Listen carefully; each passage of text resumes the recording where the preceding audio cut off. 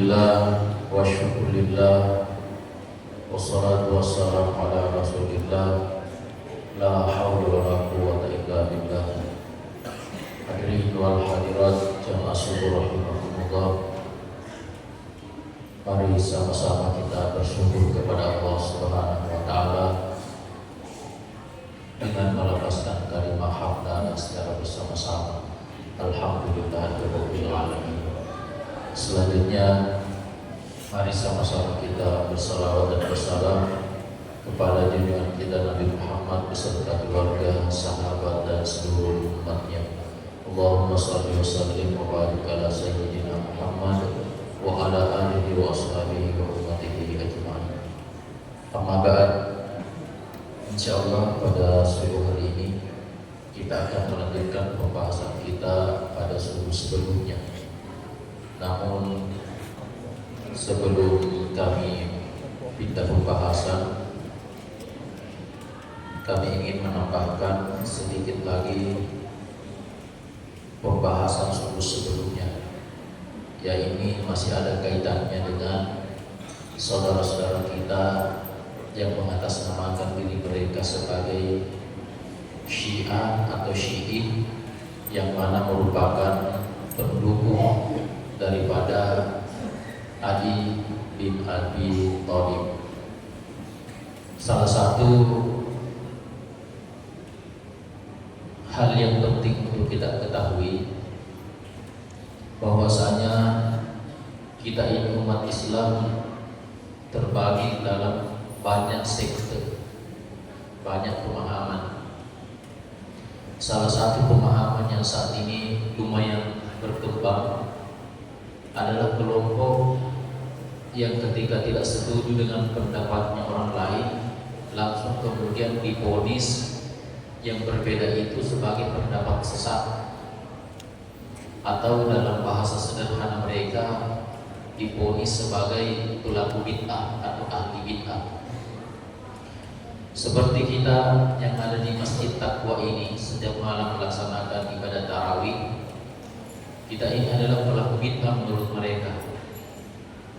Di antara perilaku bid'ah yang kita lakukan setiap malam kalau tarawih adalah adanya kalimat-kalimat thayyibah yang kita atau yang dibaca oleh orang yang telah ditunjuk oleh panitia, membaca kalimat thayyibah antara 2 rakaat salat tarawih dengan 2 rakaat selanjutnya, seperti fadlan minallahi wa ni'mah wa maghfiratan wa rahmah.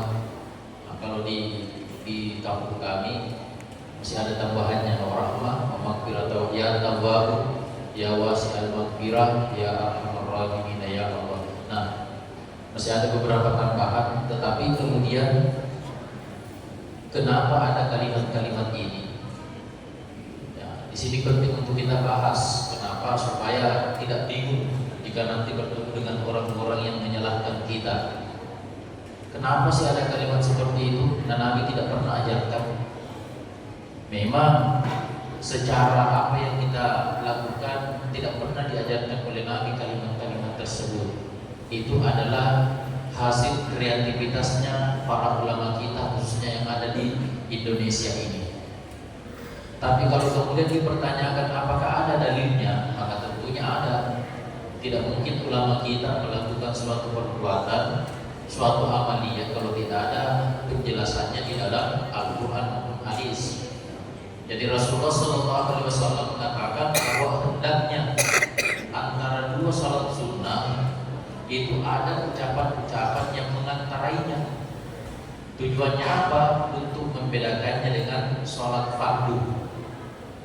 Jadi Nabi hanya mengatakan hendaknya ada kalimat-kalimat yang mengantarainya.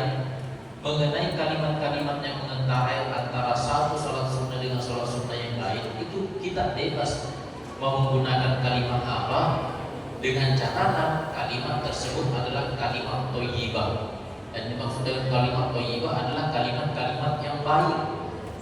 Fadlan minallahi wa ni'mah, ini kan kalimat baik. Fadlan minallahi wa ni'mah, bahwasanya kemuliaan itu datangnya dari Allah. Wa ni'mah segala macam nikmat datangnya dari Allah. Wa maghfiratan wa rahmah, dan pula dengan ampunan dan rahmah, semua datangnya dari Allah. Jadi ini sesungguhnya adalah kalimat pengakuan. Makanya kepada seluruh jamaah ketika di depan yang bertugas melafazkan kalimat tersebut, yang tinggal diam. Yang tinggal diam dalam artian ikuti juga lafazkan itu. Apalagi kalau dibaca di doanya, ada saya lihat juga, mohon maaf, sudah dibaca doanya, kan ada doanya itu saat tarawih witir, liman yaqulu amina amina amin.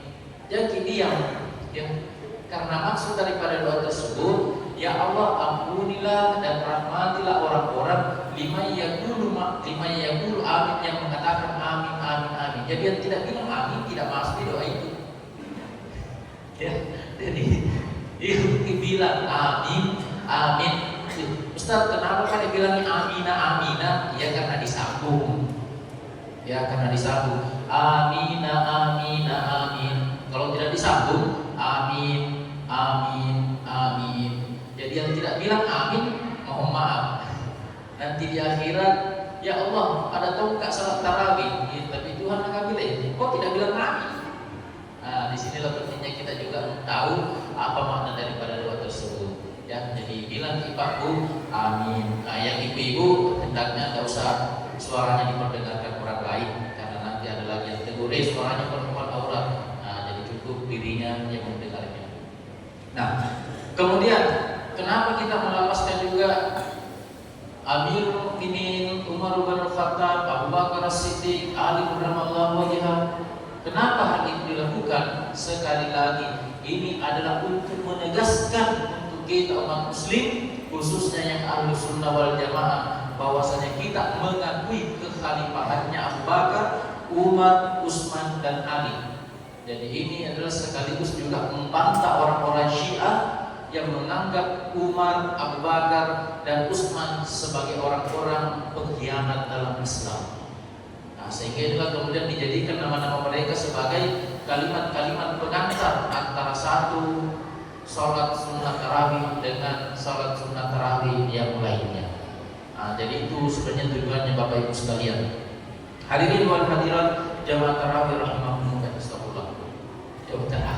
Jamaah subuh rahimakumullah. Nah, kita lanjut pembahasan kita, masih ada waktu beberapa menit. Jadi wabaktu, bismillah, wabaktu.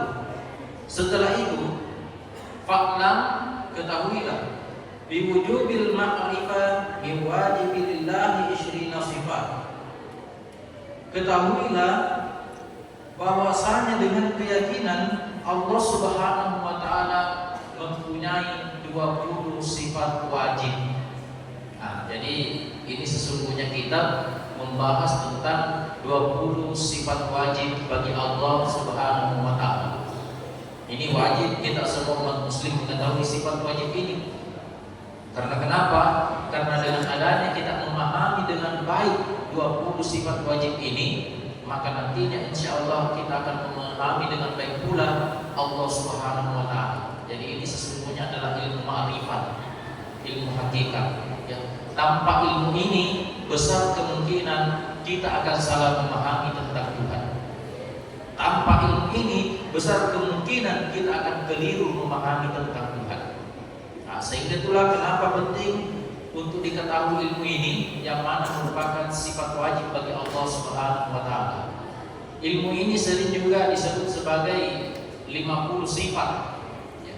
Jadi 50 sifat, kenapa disebut 50 sifat? Oleh karena 20 sifat wajib bagi Allah, 20 sifat mustahil, lalu kemudian 1 sifat jaiz, 4 sifat wajib bagi Nabi dan Rasul, lalu kemudian 4 juga mustahilnya, tambah 1 sifat jaiznya, totalnya 50 sifat.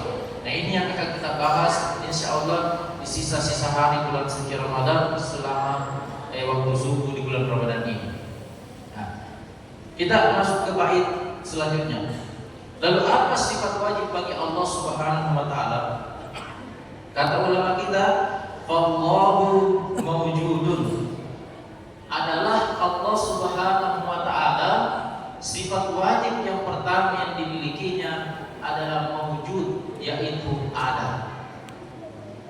Jadi ini wajib kita yakini bahwa Allah Subhanahu wa taala itu ada. Ya. Apa bedanya adanya Allah dengan adanya kita manusia? Maka dijelaskan oleh ulama kita bahwasanya Allah Subhanahu wa taala keberadaannya disebut sebagai wajibul wujud, wajib adanya. Adapun kita manusia dan seluruh alam semesta ini namanya mungkinul wujud, keberadaannya itu bersifat mungkin. Mengapa? Karena dia ada disebabkan karena diadakan oleh Allah Subhanahu wa taala. Jadi kita ini ada karena Allah yang adakan. Dengan demikian pemahamannya, sekiranya Allah Subhanahu wa taala tidak mengadakan, tidak menciptakan kita ini umat manusia dan seluruh alam semesta, maka pastinya kita semua tidak ada. Beda halnya dengan Allah Subhanahu wa taala, dia ada dan tidak ada yang mengadakannya, dia ada dengan sendirinya. Mengapa hal ini penting untuk kita pahami bersama? Oleh karena sesungguhnya hari ini jamaah syukur rahimakumullah, ada sekelompok manusia yang menolak keberadaan Allah Subhanahu wa taala. Mereka disebut sebagai kelompok ateis, tidak percaya tentang adanya Tuhan. Sebenarnya saya agak khawatir menghadir karena ini banyak anak-anak kecil. Tapi mudah-mudahan mereka tidak paham dulu. Ya, mudah-mudahan mereka tidak paham karena ini sesungguhnya ilmu level penjelasannya, level bahasanya sebenarnya bisa anak SD, tapi level pembahasannya ini saya naikkan. Jadi saya berharap Bapak Ibu sekalian fokus karena kita tidak lama, insya Allah jam 5:10 kita akhir ya, 5 menit lagi. Hari ini ada di antara umat manusia yang mengingkari adanya Allah. Mereka menyebut diri mereka sebagai kelompok ateis. Sebaliknya namanya teis. Teis itu adalah orang yang percaya adanya Tuhan. Tapi kalau ditambahkan ateis berarti dia tidak percaya. Sama kalau kita mengatakan agama, itu artinya tidak, agama artinya kacau. Sehingga ketika digabung agama tidak kacau. Kalau tidak mau kacau di dalam kehidupannya, maka harus beragama.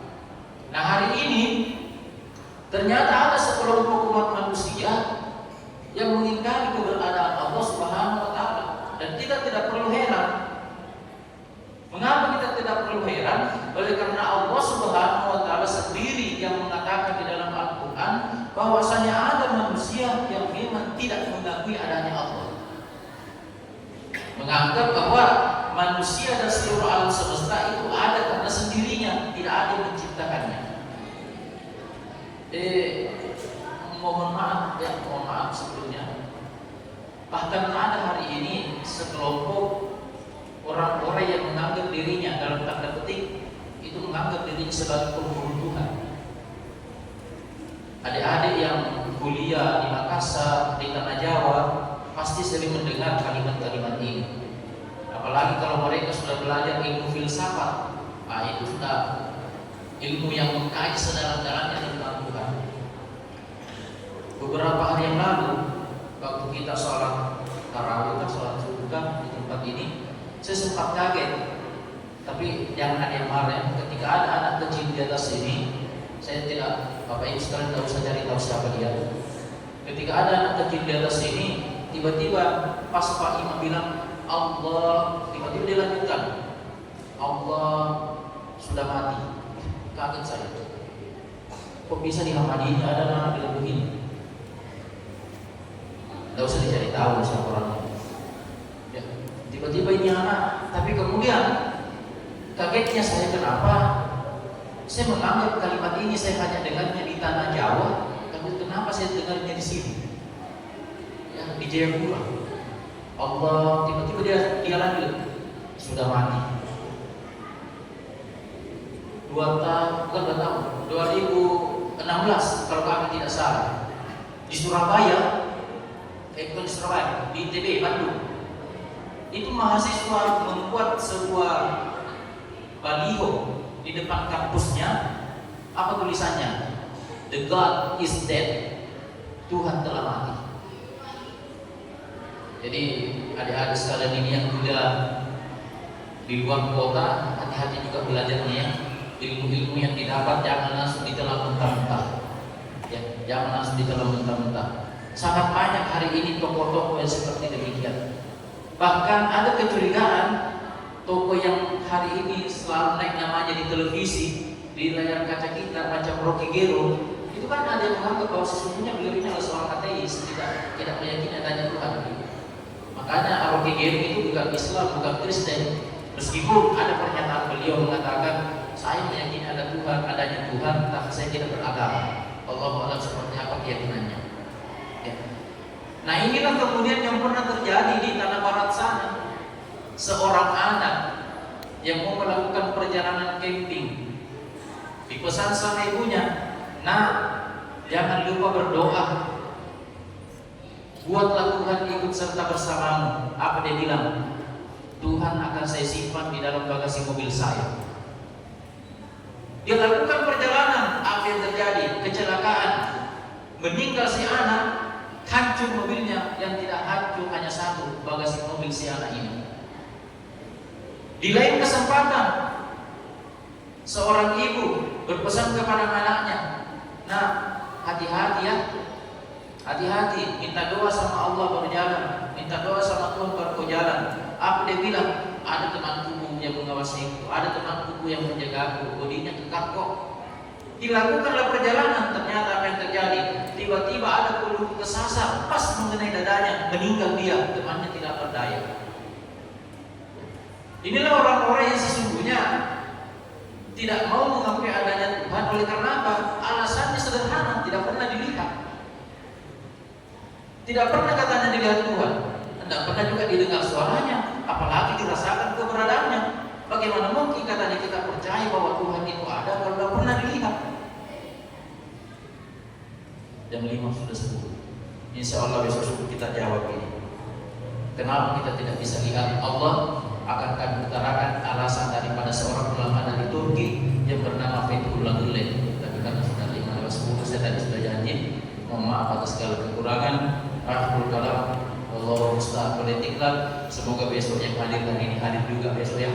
Jangan sampai Bapak Ibu sekalian tersesat kalau hanya sampai di situ tadi penjelasannya. Ya, mudah-mudahan besok semua kita hadir insya Allah ya. Amin. Amin. Bismillahirrahmanirrahim.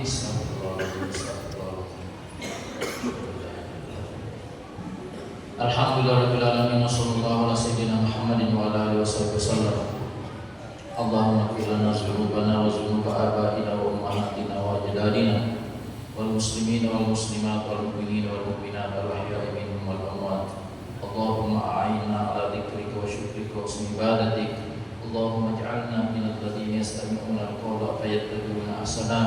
Allahumma inna nas'aluka imanan da'iman wa nas'aluka imanan shadiqan wa yaqinan laysa ba'dahu kufrun. Allahumma faqihna fid din. Allahumma faqihna fid din. Allahumma faqihna fid din wa 'allimna at-ta'wila. Allahumma arzuqna fahman nabiyyin wa hifdzal mursalin wa ta'atan wa ilhaman minal malaikatil muqarrabin. Rabbana atina fid dunya hasanah wa fil akhirati hasanatan wa qina adzabannar.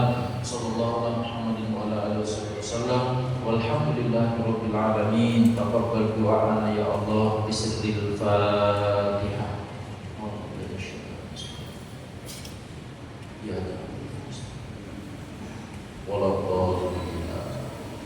Quran dan lebihnya mohon dimaafkan. Assalamualaikum warahmatullahi wabarakatuh.